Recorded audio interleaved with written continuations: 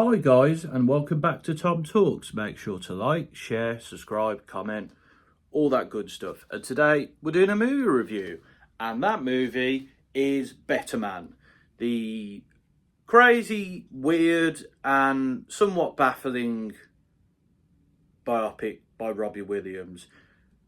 Now, these words is how I felt when I saw the trailer, because I was like, first of all, why is he a CGI monkey? Second of all, it's a bit weird to make a biopic before the actor is dead, and it's a bit of an interesting time, I guess, to do one about Robbie Williams. I guess, like, he's obviously had his peak at this point now. And to be honest, a lot of people have made the point that, like, Robbie Williams isn't as well known in America, for example.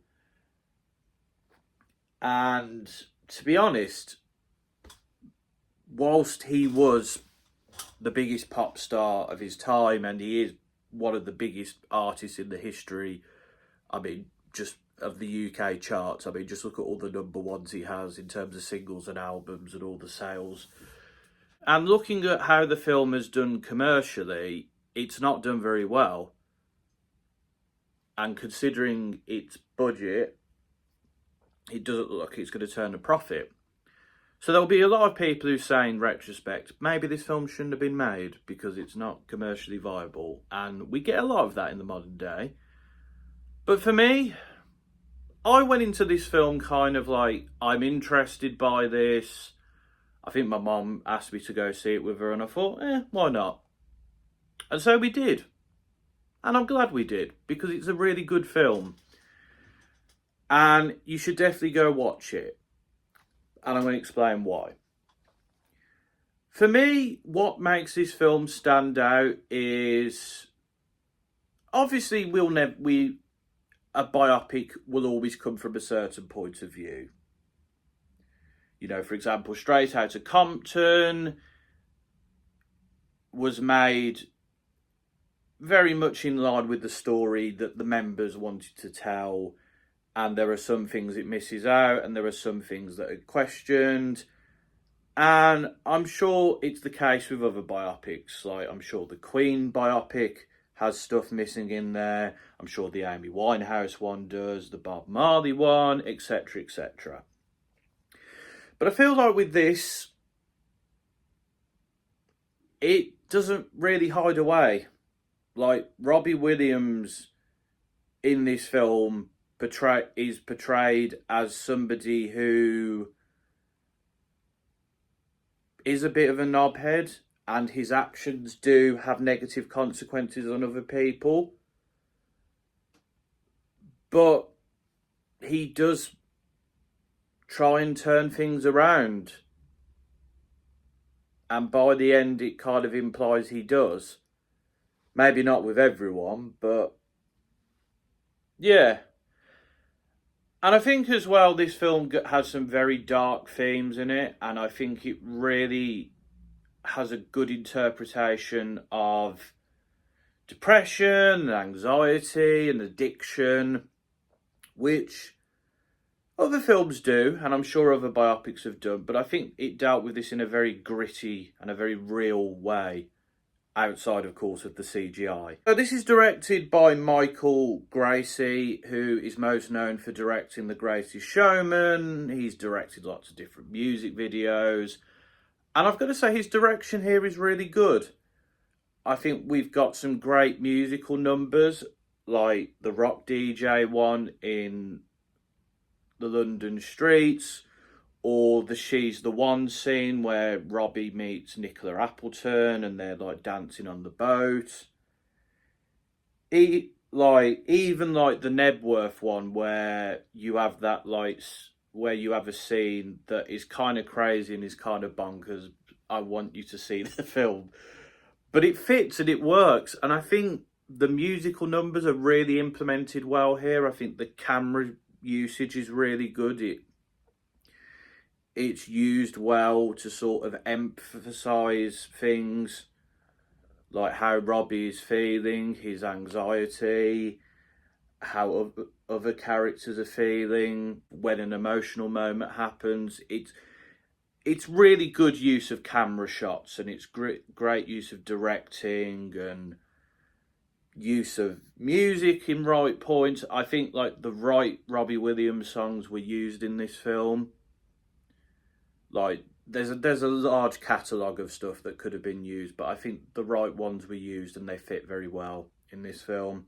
And I think Michael Gracie did a great job as director. I think it flows very well, it's entertaining, it's moving.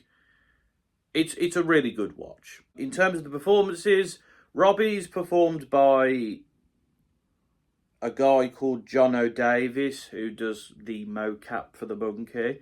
And I will say as well, the monkey you sort of become very much accustomed to. Like, the idea of it is kind of wacky, but it did kind of grab my attention. And I think once you settle in with the film, it kind of becomes quite normalised. Obviously, the characters don't see him as a monkey, but everyone is quite chill with what's going on at that point. But yeah, he's portrayed and voiced by John O'Davis as well as Robbie. John O'Davis, most well known for being in Kingsman and Hollyoaks. He's also done voice work for Horizon Forbidden West. A very versatile sort of filmography and voice acting credits. And he does well. I think he moves in that sort of swagger kind of way, but also with the sort of more darker moments. He fits that well. And I think he puts in a very good mocap performance, and I think voice-wise, he does a good job. Steve Pemberton plays the dad. I thought Steve Pemberton was really good in this role. You see how he influences Robbie Williams, and you sort of see how his sort of being in and out of his life has a massive effect on him, and how, because he's kind of the man who inspired him to be a performer, you kind of understand why he allows him in and out of his life. And I think by the end, they do have a nice moment at the end of the film, which sort of puts things into perspective. And while Steve Pemberton's character isn't particularly a likeable character, it's kind of nice that they have that moment, and they sort of, yeah, I think it's a nice moment in the film. Kate Mulvey plays the mother. She's an Aussie actress. There's a mixture of like British and Australian actors in this. She's been in like Elvis and The Great Gatsby and stuff. I think she plays the role quite well. She as this like character who tries to keep Robbie grounded and tries to keep sort of that lad from Stoke in him, but he just wants to be something else. But she's there for him when he needs it.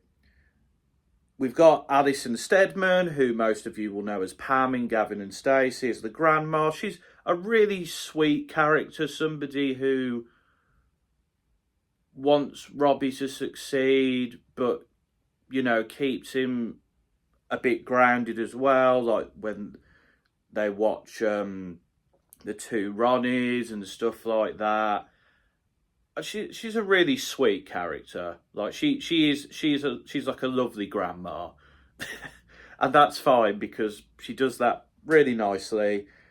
Other big characters, we've got Damon Herriman, who plays Nigel Smith, the Take That manager. He's been in lots of things: Breaking Bad, Once Upon a Time in Hollywood, The Tourist. And he really sells this sort of guy who, he's just there to make the money at the end of the day. And he clearly takes a liking to Gary Barlow, and he pushes and keeps Robbie back. And when Robbie does leave the band, he's quite happy. He's this film doesn't really have an antagonist per se, but it has characters that sort of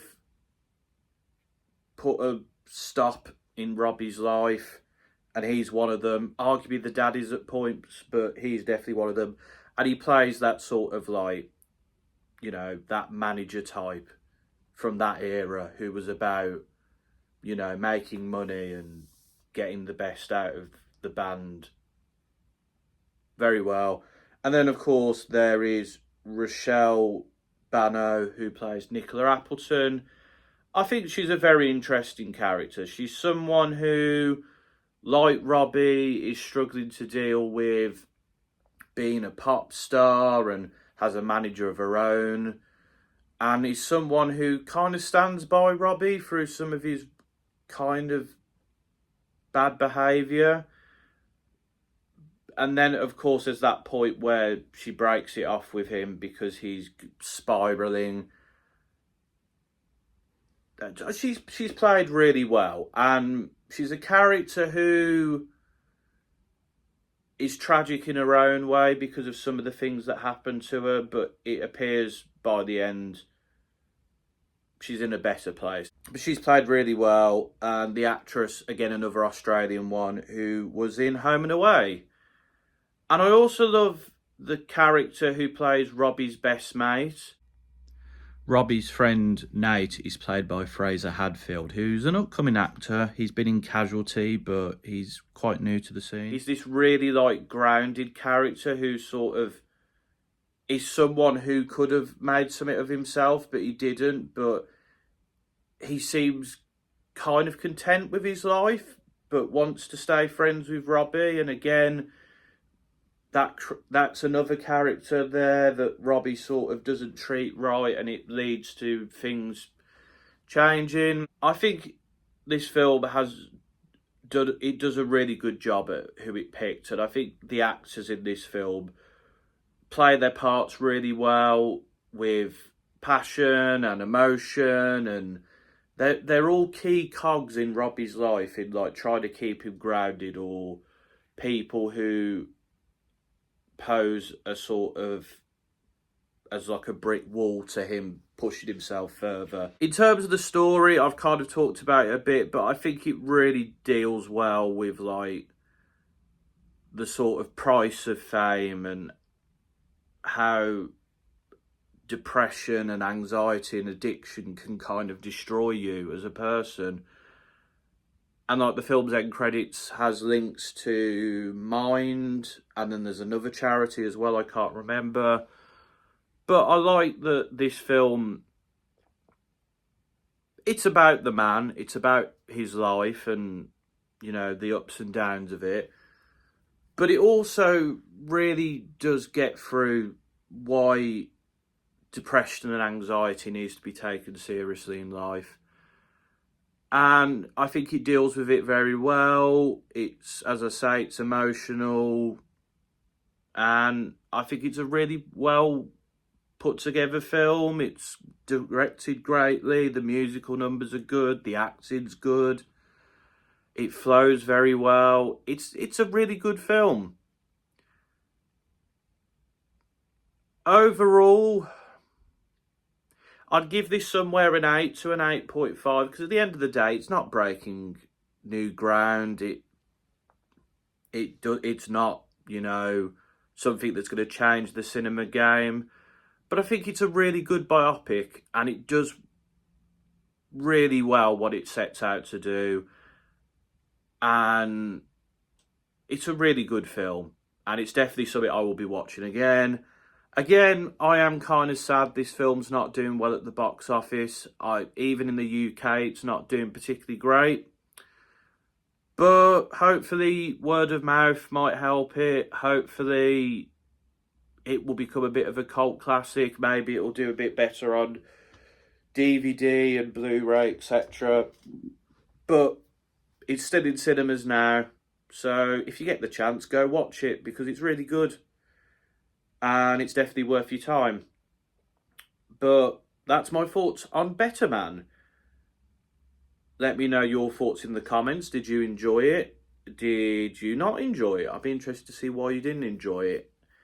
And outside of some of the stuff I've mentioned, do you think there's any other reasons for why this film isn't doing as well as they would have liked, let me know. But until next time, folks, this has been another Tom Talks.